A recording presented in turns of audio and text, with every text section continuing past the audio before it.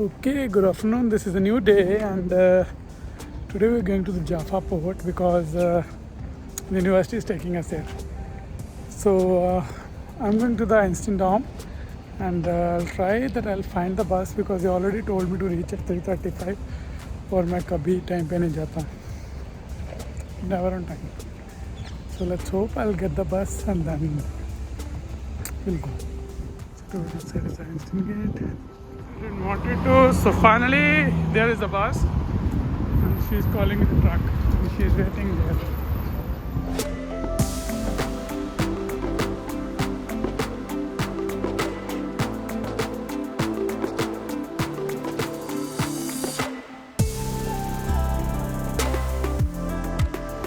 And we are at the center of the Jaffa.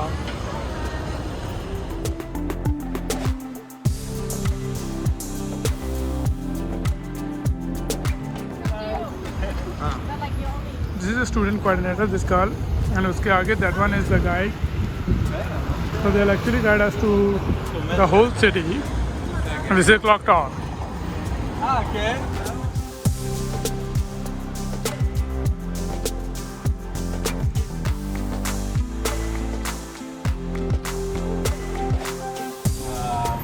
I'll be your tour guide for the next 2 hours in the beautiful city of Jaffa. You know that the formal name is Tel Aviv-Yafo because it's a combination of two cities. Until 1950 there were two cities, Tel Aviv and Jaffa, and at 1950 they were united into one. So we're actually now in Jaffa, which is part of Tel Aviv-Yafo.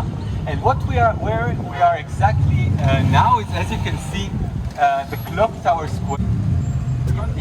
Because of the clock tower. And the Clock Tower Square is now the center of modern Jaffa. Okay, and as you said correctly, Jaffa is a very old city. Can you guess how old approximately? Actually, one of the oldest cities in the world, and for sure one of the oldest port cities in the world. We later on see the old port of Jaffa. And how old is Tel Aviv? Any ideas? 70. Close. 112. So 112 for 1,000. Big difference, right? So we'll talk later on why is it like that.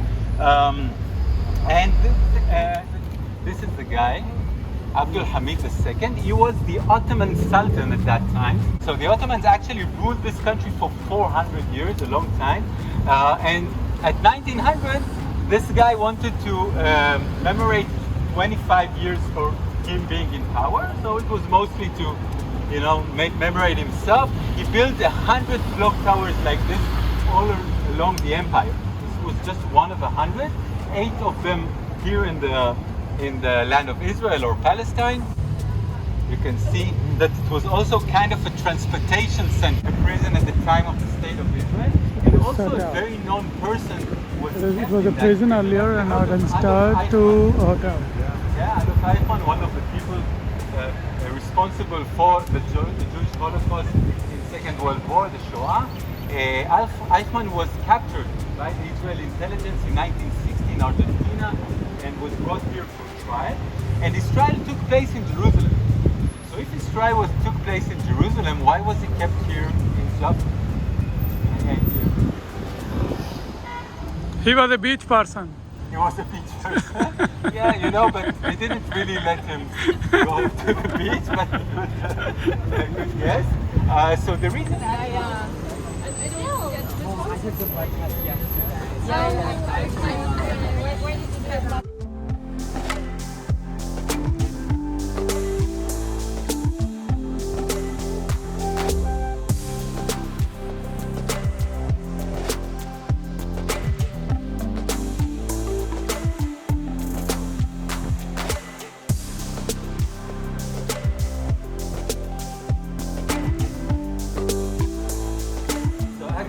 believe it or not, we are now inside the old gate of Jaffa.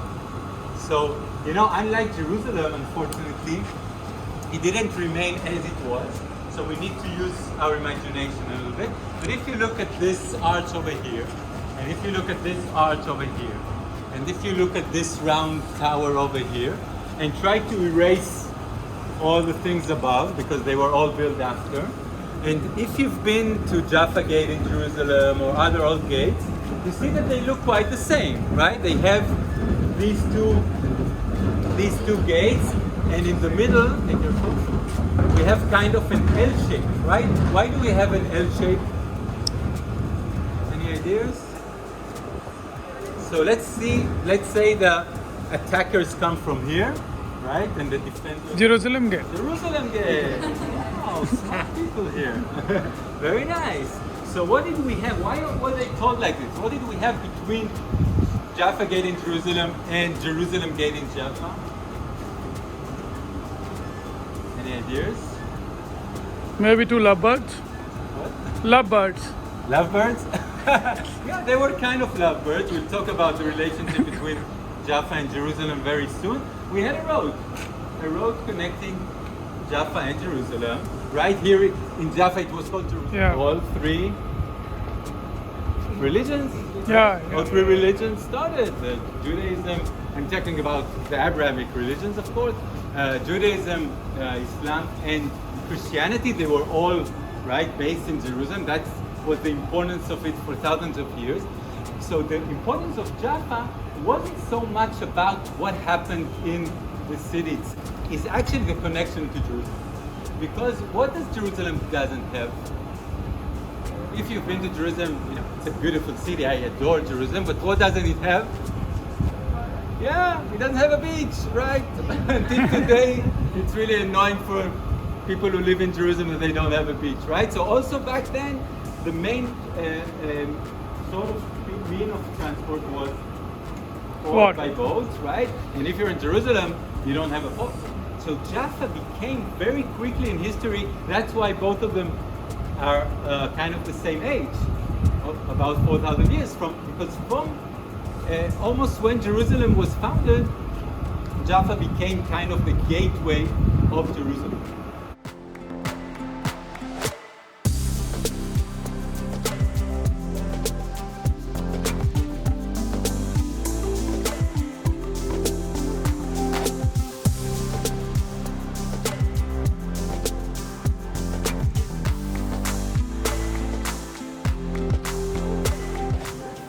What we call a Sabeal.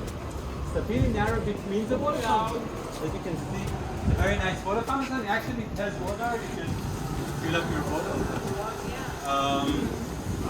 And it was built by the ruler of Jaffa. It's called Abu Nabut Sabeal on his name. And this mosque that he built.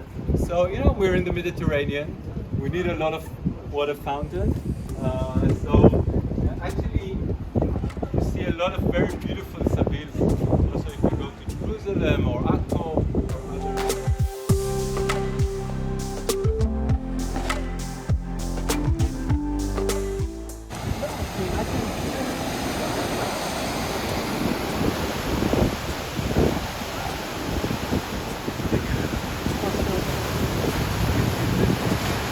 Unlike Jerusalem, in the middle of the 19th century, when the city started to come out of the old city, it happened around the same time in Jaffa and Jerusalem. So first of all, I'll show you how it looked like. So you believe me that it had walls. So that's a picture of Jaffa. It was a fortified city. I didn't make it up. Very nice, right? Very similar to Jerusalem, right? So what happened in the middle of the 19th century is that the people of Jaffa and the city of Jaffa didn't have enough money to build a new city, build new houses, new infrastructure. So what they actually did is they used the bricks of the old city walls, and they also sold the bricks of the old city walls.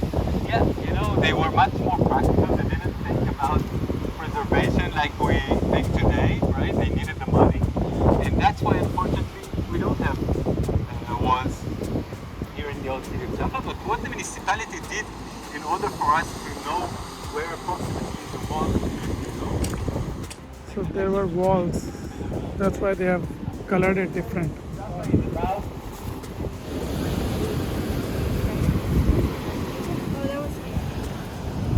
Now moving down.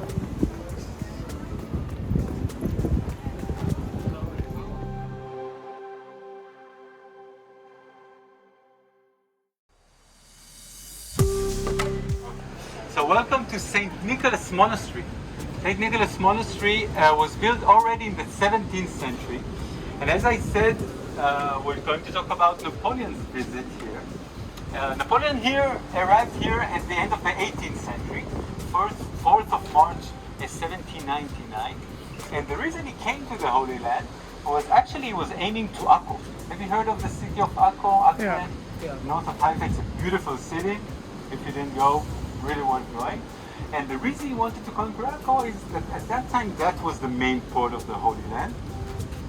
And you know, as he really liked to fight the British, he wanted to get hold of all the ports here in the Mediterranean to not to let them bring goods from India. So he said, I'll take one of their ports. And on the way to Akko, he stops here. And actually, he managed to conquer Jaffa very easily in 4 days. You know, he had this, you'll see upstairs some of the ballots that he used. And in 4 days, he captured the city. But his soldiers weren't so nice. They did a big massacre at the people of Jaffa, killing women and children, and capturing a lot of Ottoman soldiers, and later on also killing those soldiers. So they weren't so nice people. But what they didn't think of is what happened usually back then when you had a lot of dead bodies. Disease, right? So a big plague started, and like the corona nowadays, if they didn't want other people to catch this plague, so what they did, they put them right here in this monastery. And so this was kind of their graveyard. How do you say today? Quarantine, yeah. So that's where they did the quarantine in this monastery. And later on, Napoleon and the rest of the soldiers continued to Akko. There he wasn't that successful. Actually, after an 8-month of siege, he didn't manage to conquer the city. The ruler of Akko at that time was smart enough to build 2 walls. So after Napoleon managed to cross the first wall, he had a surprise, and there was another wall, and actually he was defeated and came back here. And then there are 2 narratives of what happened. So, you know, because he didn't have Twitter at that time, what he did, he asked a very famous painter to take a painting of what happened. So I'll show you.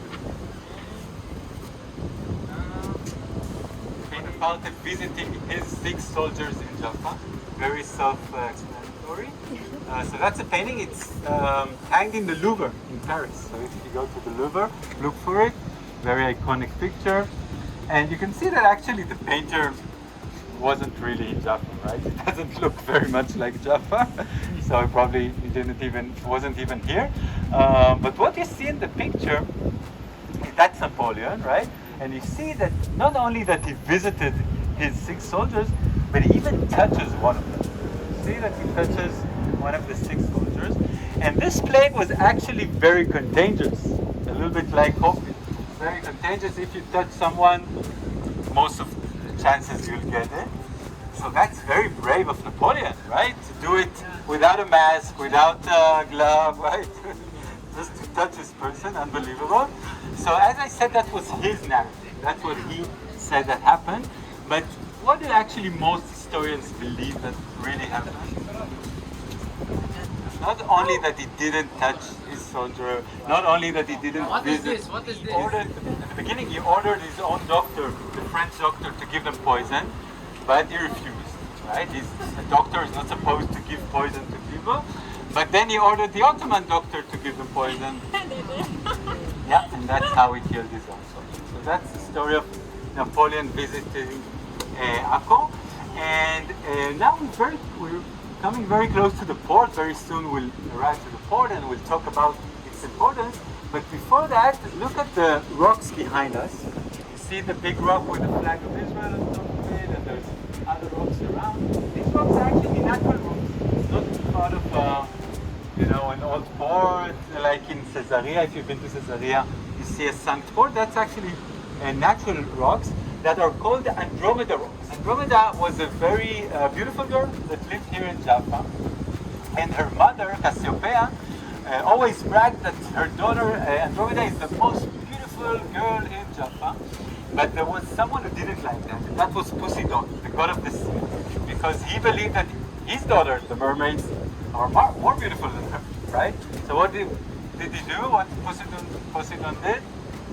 He did a big storm. Andromeda was tied to that rock, but then luckily there was a hero called Perseus who came to her rescue, killed the lion monsters and Medusa, and saved her. So that's a story of the Andromeda rock. That's why until today it's called the Andromeda rock. So we'll go along the shore and reach the port of Jaffa.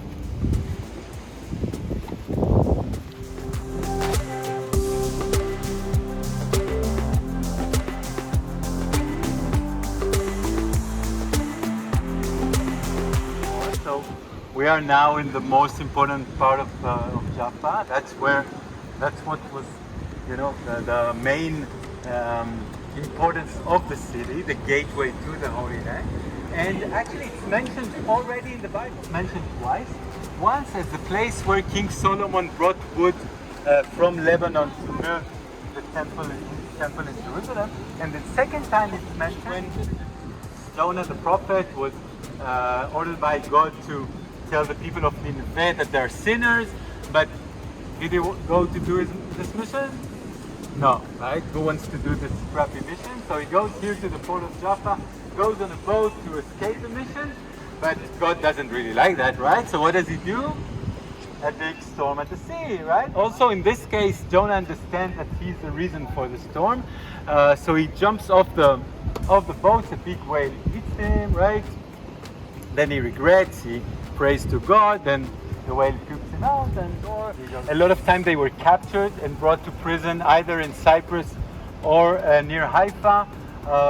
So even after going through the Holocaust, they needed to also to deal with things like that. So that's the story of the port of Jaffa. And from here,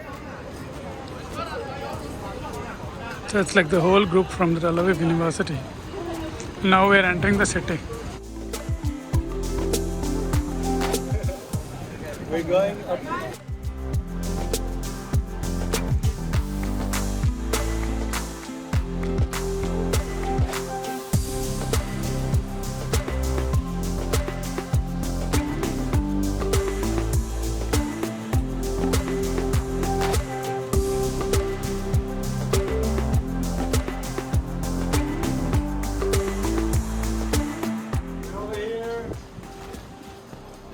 Now near the place where Christianity started as a religion, a separate religion.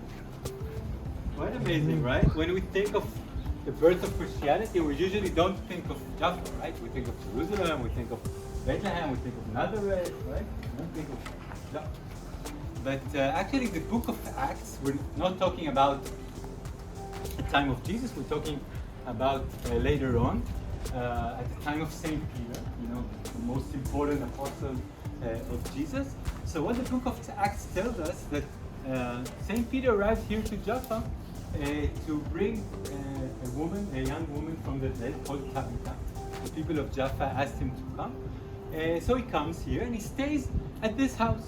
That's where the Armenian tradition believes it happened. The house of Simon the Tanner. What is a tanner, A guy that works with leather, right? So he wasn't a wealthy guy. He was actually quite a poor guy, but he was kind enough to host Saint Peter in his house. So he comes here. They bring him Tabitha, the young girl, and Saint Peter tells her, "Tabitha, wake up," and she wakes up. So that's a miracle that he did, and people of Jaffa were really happy to see this miracle. But actually, that's not the most important thing that happened that day.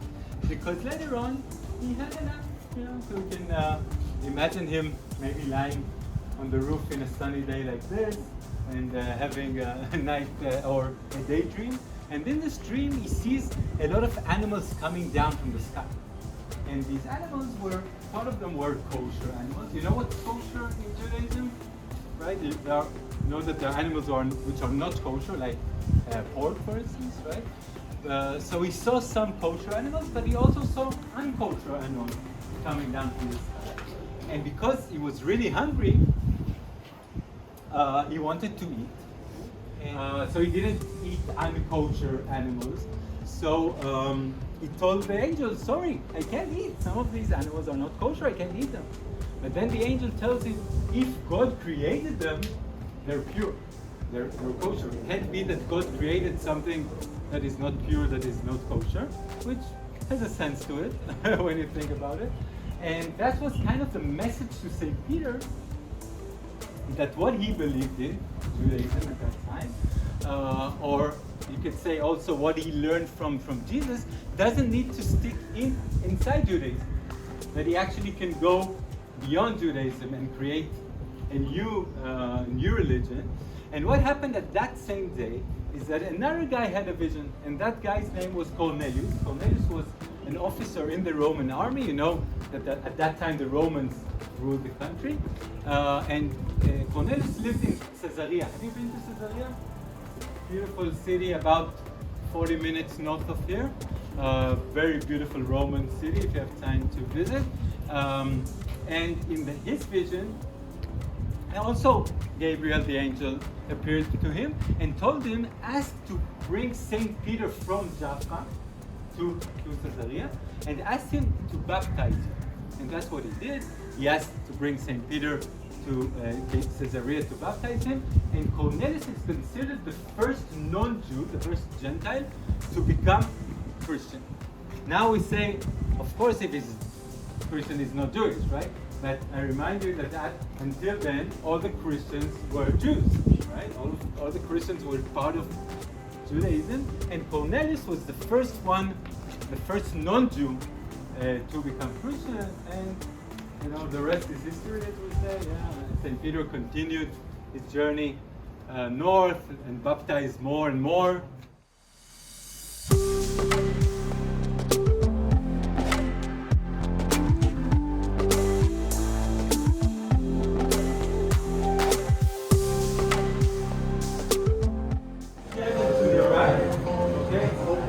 And here, if you want, there is the best limonada in town. You know what's limonada?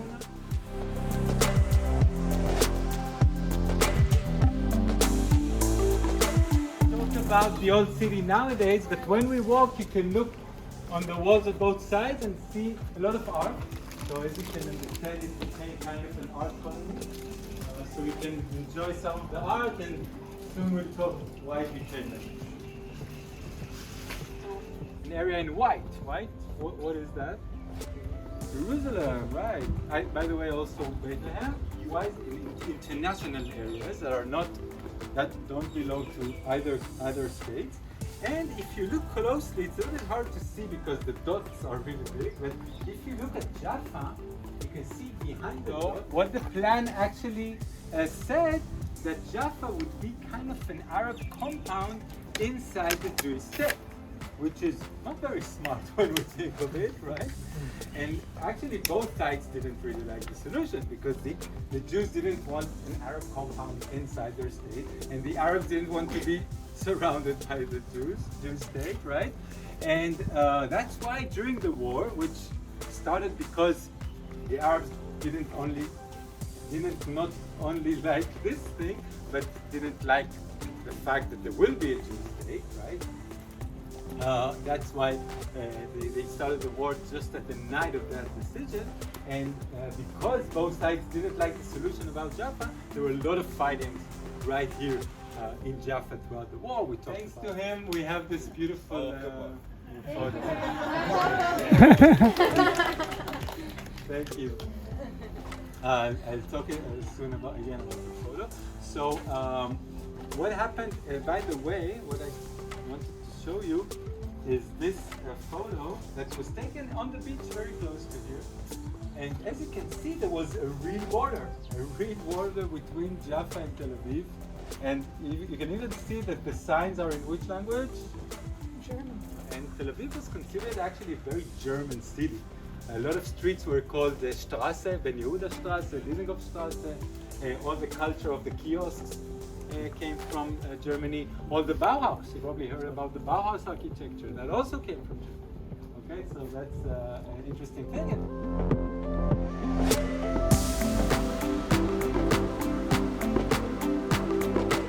Oranges. So why did oranges became the export of Jaffa? So first of all, I don't know if you know because you're a little bit younger than me, or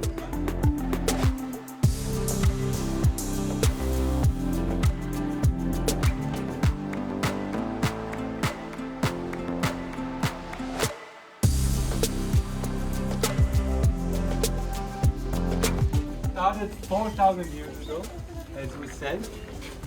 And what we're looking at is what we call the Ramses Gate, built by King Ramses II, an Egyptian king that was also mentioned in the Bible. He was the one who made the Jewish people slaves and built the pyramids, and maybe you heard. And he was the one who conquered Jaffa and built this beautiful gate. That's a replica, by the way. But it's based on things that they really found here and are now in the Israel Museum in Jerusalem. So, you know, it shows the same as it was found. Hieroglyphic writings, very beautiful, and that also resembles the walls that were here on both sides. And but actually, Jaffa wasn't conquered. He wasn't the first Egyptian king to conquer Jaffa. The first Egyptian king to conquer Jaffa was Thutmose III. And there's a really interesting story of how he conquered this. So what he writes, yeah, we don't know what really happened, but what he writes is that he arrived to the city, and when he arrived at the gate, he told the guard at the gate that he wants to sign a peace treaty with the king of Jaffa. You know, at that time, every city was kind of an independent city. So the guard calls out the ruler of Jaffa, and what does Thutmose do to him? Kill him. Yeah, we have a lot of killing in the stories today, right? So after killing him, he comes back to the gate and he tells the guard that after he signed a peace treaty with their king, he wants to give the people of Jaffa presents. So he comes in with 200 big baskets and brings them inside the city. And when the baskets are already inside the city, what comes out of them? Soldiers. Sounds familiar, right? So actually it was much before the story of Troy, but very similar. And that's how he took over the city. And if we look at the history of Jaffa, it's kind of a microcosmos of all the country. You know, we have all the empires that took over, and the Egyptians did. So that's where it started. So now we'll go up the hill to the top of the hill, and that's where we'll have an amazing view and also.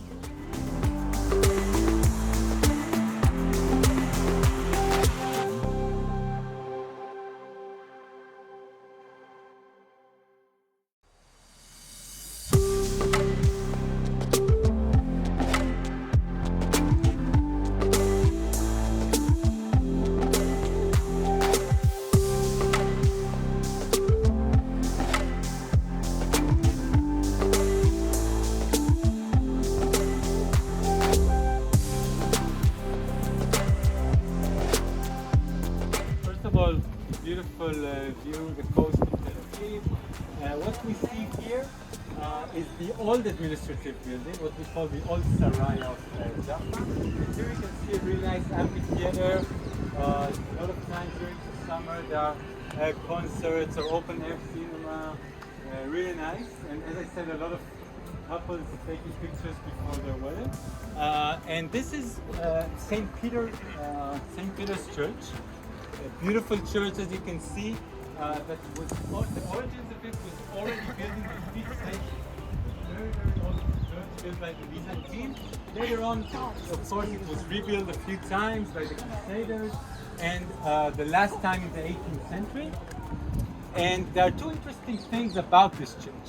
So the one thing is, if you look at the facade, you see just beneath the cross there's a big rock.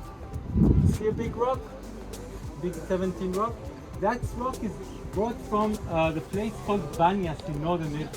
And the reason it's brought from there, you remember the story of St. Peter with the angel and the vision and everything? So St. Peter was the first pope, and that's why this rock was brought from there to show the connection to that place. Another unique thing about this church, you know that churches usually face the east, right? Where the sun comes from. And this church actually faces the west. You see that actually the holy place of the church is to the west. And that's to show us, first of all, the direction from where the angel came from the west. And also, remember we said where St. Peter ended his life? In Rome. So in order to show the connection between where he started his journey in Jaffa and where he ended it in Rome, that's why this church faces Rome, the west. And the St. Peter Basilica in the Vatican in Rome faces east, the Joppa. Okay, so that's another unique thing, and the rich history of Jaffa, of this country. And I encourage you to learn more and to travel more and to, investigate and ask questions. There are a lot of things to see in this beautiful country. If you have more questions when we go down to the clock tower, don't hesitate to ask. I can also give you my details. And enjoy Israel, enjoy Tel Aviv, Jaffa. Have a great year. Thank you so much. Hope COVID will end soon. Thank you. Yeah, man.